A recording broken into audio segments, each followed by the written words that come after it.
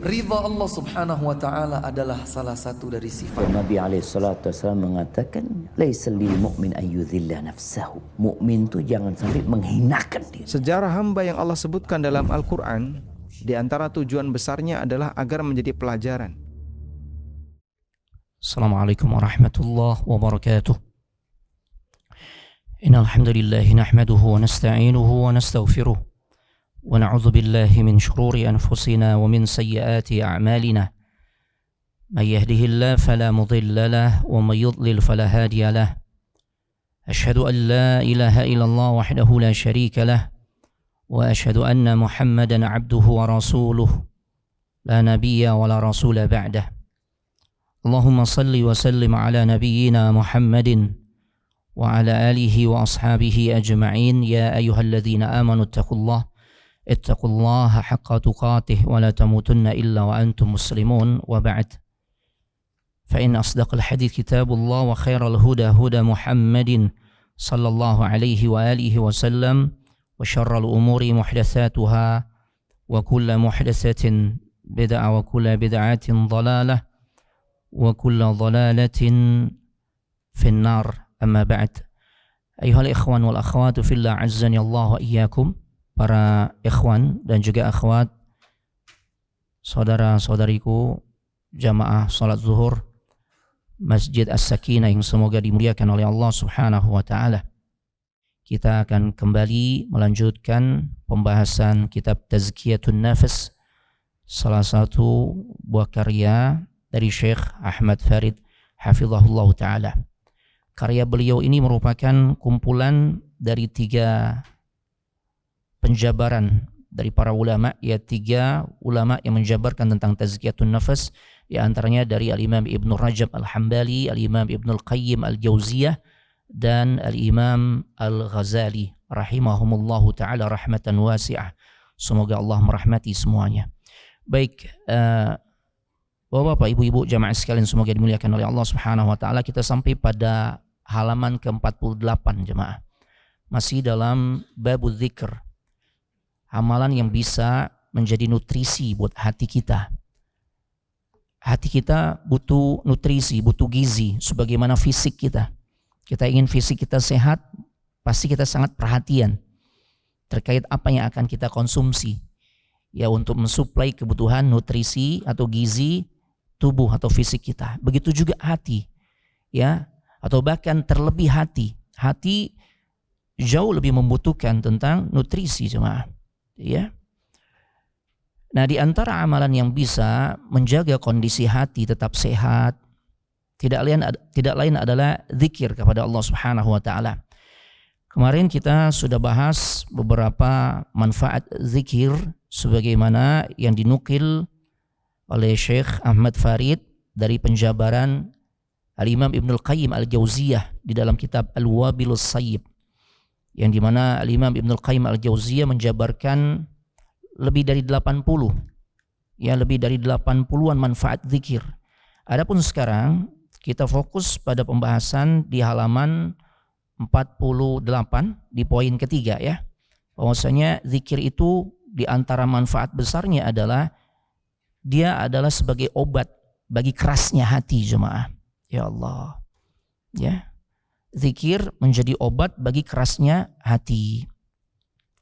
Ketahuilah jemaah, ketika seseorang memiliki hati yang keras, ini adalah salah satu bentuk hukuman Allah terhadap dirinya. Ya. Ada kalanya seseorang dihukum oleh Allah atau mendapatkan teguran dari Allah Subhanahu wa taala atas perbuatan dosanya. Misalnya dijadikan usahanya menjadi bangkrut.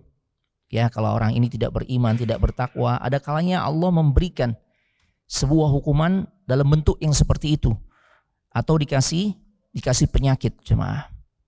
Akan tetapi kata para ulama, hukuman-hukuman yang seperti itu bisa menjadi taharah, bisa menjadi sarana untuk mensucikan atau membersihkan dosanya. Ya. Berbeda tatkala hukuman Allah diberikan kepada hati jemaah. Na'udzubillah wa nas'alullah al afiyah. Kita berlindung kepada Allah. Sampai-sampai Al-Imam Ibnu Al-Qayyim Al-Jauziyah mengatakan ma duriba 'abdun bi'uqubatin a'zam min qaswatil qulubi wal bu'du 'anillah. Enggak ada hukuman yang lebih parah yang akan menimpa seorang kecuali ketika seorang dikasih atau diberikan hati yang keras dan jauh dari Allah Subhanahu wa taala. Ya Allah, kita berlindung dari hati yang keras. Bahkan kondisi orang yang hatinya keras itu bisa lebih keras dibandingkan batu, jemaah. Allahu Akbar. Kita tahu batu, sekalipun dia keras, secara umum ketika terucap ya kata batu, maka yang ada di otak kita, oh ini benda yang keras. Akan tetapi ketika ditetesi terus menerus batu tersebut, kira-kira bolong nggak? Bolong ya. Lama-lama bolong tuh. Lama-lama akan cekung atau bolong. Ya Allah. Tapi ada sesuatu yang ternyata lebih keras dari itu. Tidak lain adalah hati. Ya, hati yang tidak mau menerima nasihat. Hati yang tidak mau tunduk patuh kepada Allah, yang tidak mau beribadah kepada Allah. Ya, hati yang tidak mau menerima kesalahan. Ya Allah. Hati yang selalu merasa dirinya benar. Ketika diingatkan, maka dia nggak terima. Ya, dia nggak terima dengan peringatan tersebut. Nah, ini contoh hati yang keras, jemaah. Nah, makanya dengan zikir ini adalah salah satu obat bagi kerasnya hati. Makanya di sini dijelaskan. Kama qala rajulun lil Hasan, ya Aba Sa'id. Al-Imam Hasan Al-Basri. Al-Hasan di sini maksudnya adalah Hasan Al-Basri, salah seorang tabi'in, rujukan umat. Ya, di antara murid para sahabat. Julukan atau kunyah beliau Abu Sa'id. Tatkala ada seorang bertanya kepada beliau, ya Aba Sa'id, wahai Abu Sa'id, ashku ilaika qaswata qalbi. Ya, kata beliau, kata orang ini kepada Imam Hasan Al-Basri atau Abu Sa'id, aku mengadukan kepadamu tentang kerasnya hatiku. Jadi ini orang datang untuk curhat dan minta nasihat. Ya. Kemudian Al-Imam Hasan Al-Basri kasih nasihat orang tersebut yang dia katakan, tolong berikan aku nasihat ya terkait dengan ya kerasnya hatiku. Imam Hasan Al-Basri berikan nasihat, ya, beliau katakan, adzinhu ay adzibhu bidzikr. Cairkan hatimu itu dengan berzikir. Karena zikir ini yang bisa melembutkan hati kita, jemaah. Masya Allah. Ya, jadi zikir ini bukan amalan yang sembarangan, jemaah. Bukan amalan yang biasa aja, enggak. Dia amalan yang sangat dahsyat. Ya. Taib. Bahkan Makhul berkata berzikir yang bentuknya adalah menyebut nama Allah seraya kemudian hati ini mengingat Allah, merenungkan, mentadabburi tentang kebesaran Allah, keagungan Allah. Ya, dengan nama-nama dan sifatnya, dengan kekuasaannya tidak terbatas. Ya. Dijelaskan oleh Makhul, berzikir menyebut Allah itu adalah obat. Sementara menyebut-nyebut manusia itu adalah penyakit. Ya, artinya kalau seorang tuh sering menyebut-nyebut nama Allah, artinya tidak lain orang ini sedang menunjukkan kebergantungan kepada Allah. Dikit-dikit sebut nama Allah, minta bantuan kepada Allah, ingat Allah. Ya, berserah diri kepada Allah. Maka ini menjadi obat. Dia punya masalah, maka Allah akan berikan jalan keluar. Orang-orang yang bertawakal kan selalu tuh dia menautkan dirinya, hatinya kepada Allah Subhanahu wa taala.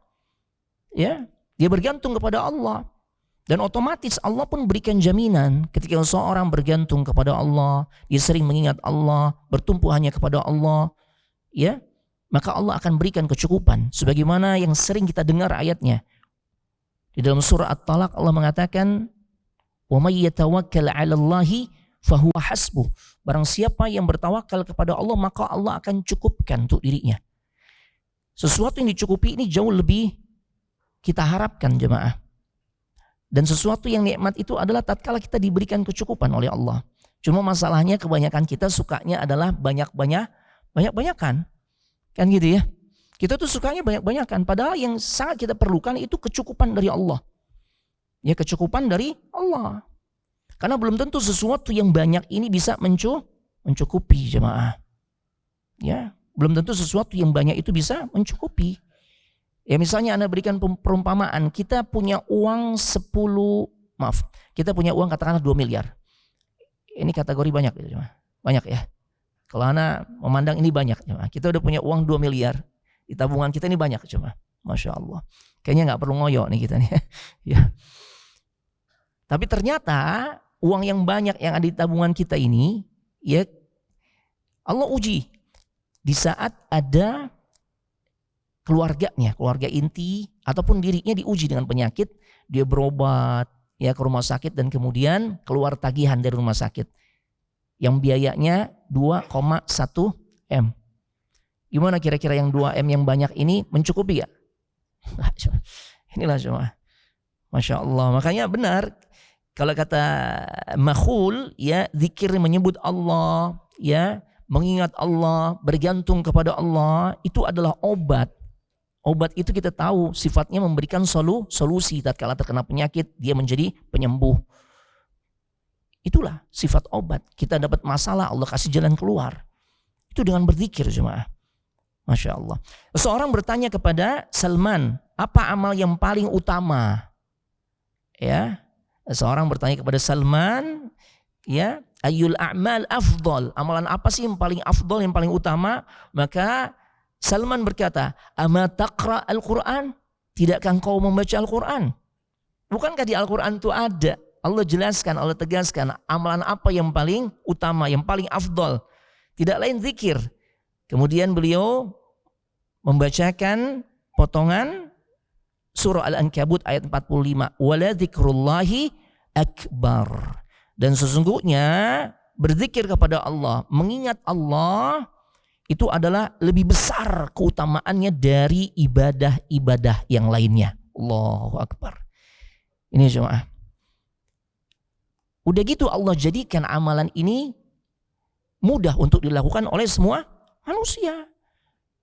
Makanya ini menjadi solusi ketika ada sebuah riwayat dari Abu Musa al-Ash'ari, ya, bahwasanya Nabi Sallallahu Alaihi Wasallam bersabda, ya, perumpamaan orang yang mengingat Rabbnya dan orang yang tidak mengingat Rabbnya itu perumpamaannya seperti orang yang hidup dan orang yang mati. Ini keutamaan zikir. Nah, yang maksud adalah riwayat yang berikutnya dari Abdullah ibn Bishr. Ya, Abdullah ibn Bishr meriwayatkan bahwasanya ada seseorang yang dia bertanya kepada Rasul sallallahu alaihi wasallam, "Ya Rasulullah, inna abwabal khair katsirah wa la astati al-qiyam bikulliha."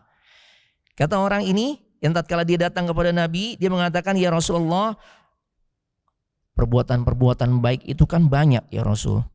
Ya. Namun aku nggak mampu tuh melaksanakan semuanya." Ini orang fair ya. Dia apa adanya, polos. Amal-amal soleh itu banyak. Dan aku merasa aku nggak bisa melakukan semua amal soleh tersebut. Makanya akhirnya orang ini minta petunjuk. Kata para ulama, sebagian ulama mengatakan ini cara cerdas di dalam beramal. Ya. Dan ini sepertinya relate juga dengan kondisi kita nih, dengan kondisi kita. Kadangkala kita ingin sesuatu yang segala sesuatunya pakai prinsip ekonomi. Gitu ya. Dengan effort yang seminim mungkin kita mendapatkan hasil yang maksimal. Ternyata dalam amal juga seperti itu, dalam ibadah ya. Sahabat ini menunjukkan hal seperti itu jemaah. Ya. Amal kebaikan, amal soleh itu banyak ya Rasul. Ya, tapi aku sadar aku nggak bisa melakukan semuanya. La astati'u al-qiyam bikulliha. Ini jelas banget beliau sampaikan. Fa akhbirni. Ya, kemudian orang ini berkata, "Tolong kasih tahu aku ya Rasul, ya, sesuatu yang engkau kehendaki bima syi'ta, ya, yang engkau kehendaki untuk aku jadikan sebagai pegangan." Ya. Taib. Artinya amalan yang realistis, yang menurut pendapatmu nih, ini realistis untuk aku bisa lakukan. Karena kalau semuanya aku nggak bisa lakukan. Nah, bahkan sampai-sampai orang ini mengatakan, La taktsur alayya fa ansa. Ini jemaah. Ini yang Anda katakan mirip banget dengan kondisi kita nih. Orang ini mengatakan, jangan engkau sebutkan terlalu banyak amalan ya Rasul, ya, sehingga nanti aku ujung-ujungnya melupakannya. Yang simple-simple aja. Ya. Beri aku petunjuk. Maka beliau sallallahu alaihi wasallam bersabda, la yazalu lisanuk ratban bi dzikrillah taala. Ya, kata Rasul sallallahu alaihi wasallam, ya, memberikan nasihat untuk orang itu, ya, amalan yang menjadi solusi agar orang ini bisa amalkan di saat amal soleh itu sangat banyak, tapi dengan mengamalkan amal soleh ini atau ibadah ini, maka insya Allah nilainya sangat luar biasa. Kata Nabi, tidak lain amalan tersebut adalah senantiasa basahilah lisanmu dengan menyebut Allah Subhanahu wa taala. Artinya perbanyak zikir jemaah. Allahu Akbar. Ya, ini penting jemaah. Dan anak ingin titik beratkan terkait dengan masalah kerasnya hati jemaah. Ya, terkait dengan kerasnya hati. Ini sesuatu yang kita berusaha kepada Allah agar jangan sampai Allah Subhanahu wa taala memberikan hukuman kepada kita dalam bentuk kerasnya hati. Maka kita harus perhatian dengan amalan yang bisa melembutkannya, di antaranya apa? Zikir jemaah. Ya. Zikir ini menjadi salah satu amalan yang bisa melembutkan hati. Gak keras hati kita. Bahkan dalam sebuah riwayat, kalau kita ngebahas kitab Riyadhus Shalihin di nomor hadis nomor urut 77 di bab ke-7, Imam Nawawi membawakan sebuah riwayat yang sahih dari Abu Hurairah. Nabi katakan, yadkhulul jannah aqwam afidatuhum mithlu afidatit thair. Kata Rasulullah SAW, akan masuk surga orang yang hati mereka itu seperti hatinya burung. Emang ada apa dengan hatinya burung? Kata para ulama, karena hatinya burung itu adalah hati yang sangat lembut jemaah. Hati yang penuh dengan tawakal kepada Allah Subhanahu wa taala. Sampai-sampai Nabi perumpamakan, "Lau kuntum tatawakkalun", sekiranya kalian benar-benar bertawakal, haqqa tawakkuli, dengan sebenar-benarnya tawakal kepada Allah. Maka apa kata Nabi sallallahu alaihi wasallam? La razaqakum, niscaya dalam urusan rezeki pasti Allah akan kasih kepada kalian. Kemudian Nabi sallallahu alaihi wasallam berikan perumpamaan sebagaimana seekor burung, taghdu khimasan wa taruhu bitanan.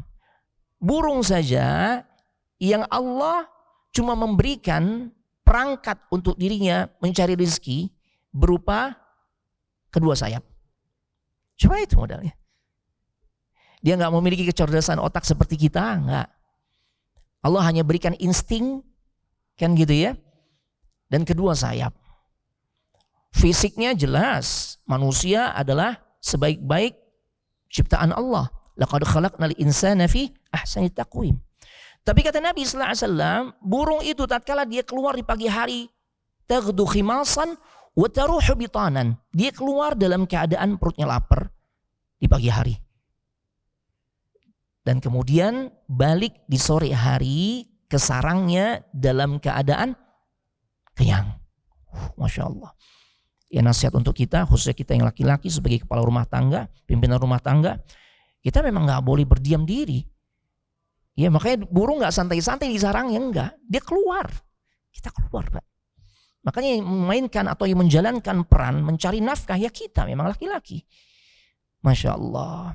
Nah, burung itu memang memiliki hati yang tawakal dan hati yang lembut, hati yang nggak keras, Pak. Ya, makanya nggak bisa ketika seorang ingin menjadikan burung falcon gitu ya. Kalau kita baca sebuah artikel di mana sejak zaman dahulu ya sekitar 4.000 tahun tuh keakraban manusia dengan burung ya mereka jalani, dan untuk melatih burung falcon untuk menjadi teman berburunya itu nggak boleh dikasari, Pak. Nggak boleh dikasari. Masya Allah. Makanya sampai Nabi umpamakan penghuni surga nanti hati mereka itu hatinya mirip seperti hatinya burung. Para ulama menjabarkan, Imam Nawawi diantaranya menjelaskan, ya tidak lain karena hatinya burung adalah hati yang lembut, nggak keras, Pak, Gak keras. Ya. Manusia kalau hatinya seperti burung, dia lembut. Dia mau menerima nasihat karena agama kita ini dibangun atas dasar nasihat. Ad-dinu an-nasihah. Ya. Dia mudah tatkala diingatkan kepada Allah di saat boleh jadi dia tergelincir. Sebagaimana yang sepertinya Anda sudah sampaikan di pertemuan sebelumnya, ya, ketika kita ingat Allah, berzikir kepada Allah, zikirnya orang-orang yang beriman itu bisa menggetarkan hati. Sebagaimana yang Allah firmankan di dalam surah Al-Anfal ayat kedua. Innamal mu'minuna alladzina idza dzukirallahu wajilat qulubuhum. Hanyalah orang-orang beriman yang tatkala disebut nama Allah, diingatkan akan Allah. Tuh. Ini hakikat zikir, mengingat Allah, maka hatinya bergetar. Masya Allah. Ya, ini gambaran orang yang hatinya lembut, nggak keras. Nah, dengan aktivitas zikir yang benar-benar kita amalkan, tidak hanya lewat lisan, tapi juga berasal dari lubuk hati yang paling dalam. Ini bisa menjadi terapi yang sangat efektif agar Allah Subhanahu wa Ta'ala berikan kelembutan dalam hati kita, Bapak Ibu. Ya Allah, ini penting. Ya, penting sekali. Bahkan para ulama katakan di antara cara memang untuk bisa mendapatkan hati yang tidak keras atau hati yang lembut, yang pertama adalah memperbanyak zikir. Yang kedua, memperbanyak doa. Sebagaimana Nabi sallallahu alaihi wasallam, orang yang hatinya paling lembut pun masih sering berdoa kepada Allah agar dijauhkan dari hati yang keras. Di antara bentuk hati yang keras adalah hati yang enggak khusyuk, Pak. Orang kalau hatinya enggak khusyuk, sulit khusyuk di dalam beribadah. Ini gambaran kata para ulama seseorang yang hatinya keras. Ya Allah. Sulit untuk menangis kepada Allah, menangisi akan banyaknya dosa-dosa yang telah dia perbuat. Kalau seorang sampai pada kondisi yang seperti ini, maka bahkan sebagian ulama mengatakan paling tidak kalau dia nggak bisa menangisi dosa-dosanya yang dia lakukan kepada Allah, paling tidak tangisilah hatinya. Kenapa hatinya itu begitu keras? Allahu Akbar. Ya. Nah, di antara doa yang Nabi sampaikan, Allahumma inni a'udzubika min ilmin la yanfa' wa min qalbin la yakhsha. Ada ya doa Nabi yang seperti itu ya. Allahumma inni a'udzubika min ilmin la yanfa'. Ya Allah, aku mohon, aku berlindung kepadamu dari ilmu yang enggak manfaat. Yang kedua, wa min qalbin la yakhsha, dari hati yang enggak khusyuk. Itu hati yang keras, Pak. Artinya Nabi untuk menghilangkan atau Nabi merasa khawatir jangan sampai terjangkiti kondisi hatinya itu menjadi keras, beliau berdoa sama Allah. Ya. Kadang-kala kan orang merasa pesimis, gimana Ustaz? Kayaknya anak nih hatinya keras Ustaz. Ya Allah. Di hadapan Allah, yakinilah saudara-saudariku jamaah sekalian semoga dimuliakan oleh Allah Subhanahu wa taala. Di hadapan Allah enggak ada yang mustahil. Allah yang memiliki hati kita semua. Enggak ada yang mustahil bagi Allah. Allah sangat mampu untuk merubah kondisi hati kita yang keras menjadi lembut. Tinggal kita memahami apa saja tahapan-tahapan yang mesti kita lakukan. Di antaranya perbanyak zikir jemaah. Perbanyak zikir. Ya. Taib. Karena tadi Al-Imam Hasan Al-Basri mengatakan ketika ada orang yang ngadu kepada dirinya, hatiku keras wahai imam, maka beliau katakan adzinhu minadz-dzikr. Ya, cairkan, lembutkan hatimu dengan memperbanyak zikir. Dan yang kedua, perbanyak doa di antaranya. Ya, doa yang sebagaimana ya sering kita dengar dan mudah-mudahan juga kita amalkan.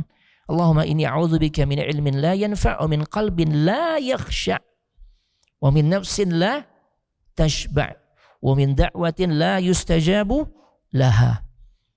Ya, atau doa yang lain yang kata para ulama ini termasuk doa dalam rangka untuk melembutkan hati. Ya muqallibal qulub, kita seru sang pemilik hati yaitu Allah, wahai membolak-balikkan hati semua hambanya. Tsabbit qalbi ala dinik, kokohkan hatiku di atas agamamu. Orang-orang yang kokoh di atas agamanya Allah itu adalah gambaran orang-orang yang hatinya lembut. Kemudian Bapak Ibu jamaah sekalian semoga dimuliakan oleh Allah Subhanahu wa taala. Ada penjelasan tambahan, memang tidak ada di buku ya, disampaikan diantaranya oleh Malik ibn Dinar, ya, rahimahullahu taala. Kata beliau, ada 4 hal jemaah yang kalau salah satunya aja dimiliki oleh kita, maka kita akan sengsara hidup di dunia ini, apalagi di kehidupan akhirat. Walaupun kata beliau, kondisi kehidupan kita ini bergelimang harta, kondisi kita ini sangat nyaman dengan fasilitas, kemudahan dan sebagainya. Tapi kalau ada salah satu dari 4 hal ini, maka orang ini sesungguhnya akan sengsara. Apa saja kata beliau? Yang pertama, jumudul ain awin nazar. Kalau cara pandang seseorang itu terpaku hanya kepada satu titik, monoton, kolot. Udah dibacakan firman Allah, hadis Nabi sallallahu alaihi wasallam, ya penjelasan para ulama, tetap ana dari dulu ngamalkannya begini Ustaz. Ya. Pak, soft itu harus dirapatkan. Merapatkan soft itu diantaranya para ulama menjabarkan sebagaimana yang Nabi sabdakan, hadzu bainal manakib wal aqdam, sejajarkan bahu dengan bahu atau tumit dengan tumit atau kaki dengan kaki. Ya, oh enggak, dari dulu ana enggak seperti itu. Ya. Yang kedua, tulul amal, panjang angan-angan, bercita-cita masuk surga tapi tidak dibarengi dengan semangat beramal saleh. Sengsara. Yang ketiga, al-hirs ala dunia, terlalu obsesi terhadap dunia. Dan yang terakhir, sesuai pembahasan kita, qaswatul qalb. Kalau seseorang tuh hatinya keras, jemaah. Kalau seorang hatinya keras, waduh, kata Malik ibn Dinar, orang ini akan sengsara. Sengsara di dunia, dan kalau udah sengsara di dunia, dia akan sengsara juga di akhirat, jemaah. Ya Allah, makanya kita berusaha kepada Allah untuk melakukan hal-hal yang bisa melembutkan hati kita. Jangan sampai hati kita tuh menjadi keras, karena itu adalah salah satu bentuk hukuman berat dari Allah Subhanahu wa taala. Ya, hati yang enggak bergetar ketika mengingat Allah. Ya. Hati yang sulit khusyuk ketika beribadah kepada Allah. Hati yang sulit untuk menangisi dosa yang kita lakukan. Ya, ibadah maunya cepat-cepat aja. Atau andai pun dia ibadah tapi ternyata ibadahnya tidak memberikan dampak positif atau perbaikan terhadap dirinya. Ya Allah. Umrah bolak-balik tapi enggak merubah perangainya yang buruk. Ya, enggak membuat dirinya semakin dekat kepada Allah. Ini gambaran orang-orang yang hatinya keras, ya. Ya. Bersikap arogan kepada sesama. Sombong, meremehkan manusia, itu diantara bentuk-bentuk hati yang keras. Ya Allah, padahal kita tahu ada sesuatu yang keras, itu batu. Yang kita kalau disebut kata batu atau benda berupa batu, kita kebayang ini sesuatu yang keras. Batu pun bisa bolong, bisa berubah jemaah dengan sebab tetesan air atau hal lainnya. Tapi ternyata ada sesuatu yang jauh lebih keras dari batu. Itu tidak lain adalah hati. Yang sebagaimana dijelaskan oleh sahabat Abdullah bin Abbas, anna minal hijara la aliyan min qulubikum. Ya.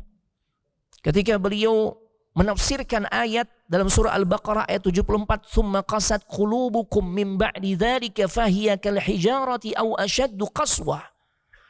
Ya, Allah sudah menggambarkan tentang kondisi sebagian hamba-hamba yang hatinya lebih keras, itu orang-orang Yahudi. Allah sudah sering memperlihatkan tentang tanda-tanda kekuasaannya.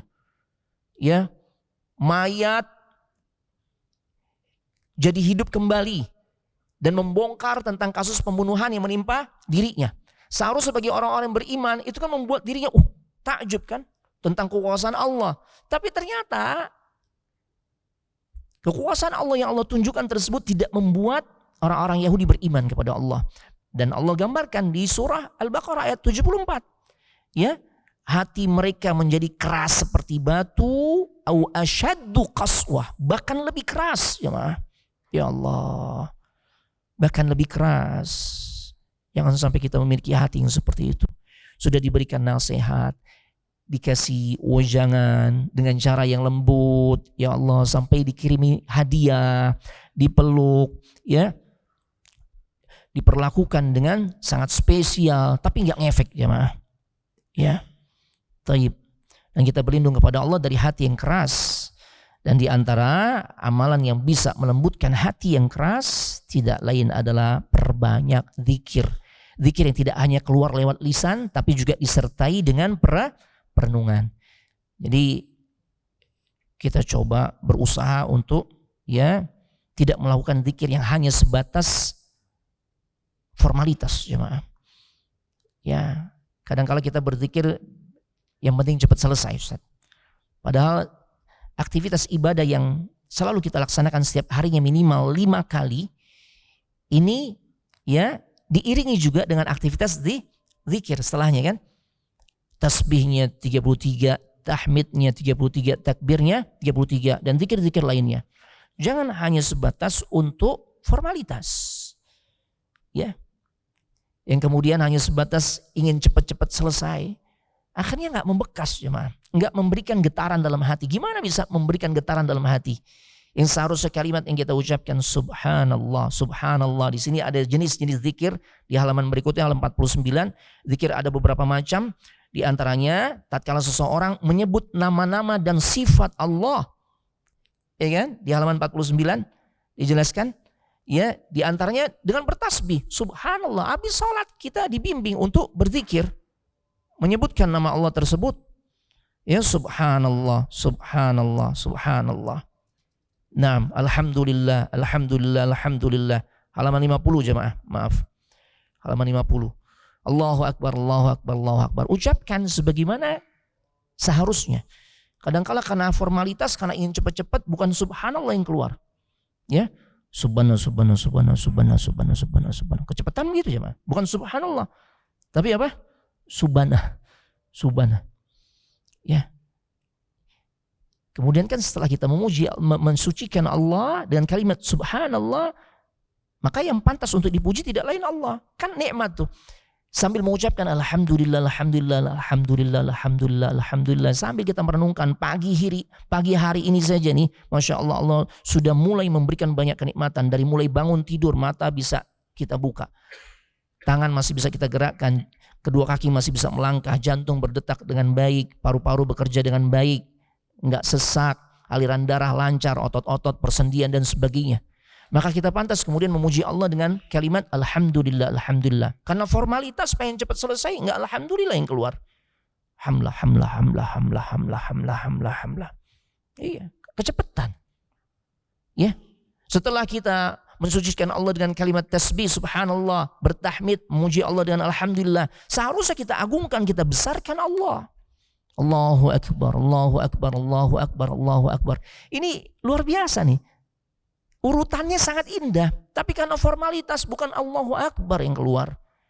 Lokbar, lokbar, lokbar, lokbar, lokbar. Gimana mau menggetarkan hati jemaah?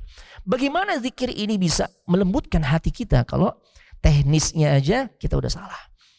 Dan gak mungkin untuk bisa menjadikan kita menghayati zikir tersebut. Apalagi kalau zikir ini di courtingnya makin banyak. Itu karena kecepatan akhirnya keluarnya yang seharusnya subhanallah, subhanallah, subhanallah. Yang seharusnya alhamdulillah, hamlah, hamlah, hamlah. Ya. Yang seharusnya Allahu akbar, lakbar, lakbar, lakbar, lakbar.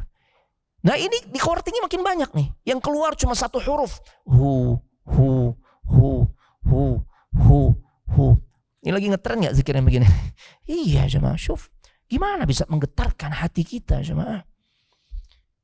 Masya Allah, barakallahu fikum. Waktu sudah mepet ya. Ini bisa Anda sampaikan. Insya Allah kita lanjut pada kesempatan yang akan datang ya, di halaman berikutnya insya Allah, atau pembahasan berikutnya, yaitu tentang qiraatul Quran sebagai salah satu amalan yang bisa menjadi nutrisi buat hati kita. Barakallahu fikum. Subhanakallahumma wa bihamdik, asyhadu an la ilaha illa anta, astaghfiruka wa atubu ilaik. Assalamualaikum warahmatullahi wabarakatuh.